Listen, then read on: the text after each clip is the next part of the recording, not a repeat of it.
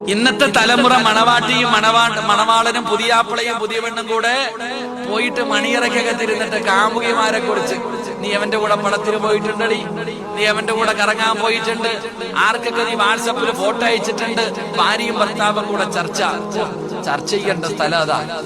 എങ്കിൽ അള്ളാന്റെ റസൂലിന്റെ മോള് മണിയറക്കകത്ത് കയറിയിരുന്നിട്ട് കരയാ.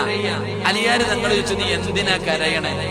അലിയെ, ഈ വീടിന്റെ അകത്ത് കത്തിച്ചു വെച്ചിരുന്ന വിളക്ക് അങ്ങോട്ട് അണച്ചപ്പോ എനിക്ക് കവർ ഓർമ്മ വന്നെന്ന് മഹദിയായ ഫാത്തിമ ബീവി റളിയല്ലാഹു തആല. അതാടാ പെണ്ണ്.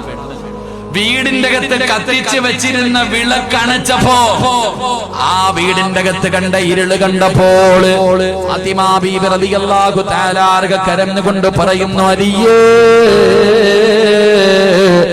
എനിക്ക് കബർ ഓർമ്മ വന്നു അലിയേ. ഇവിടെയാണെങ്കിൽ നിങ്ങൾ എന്റെ കൂടെയുണ്ട്.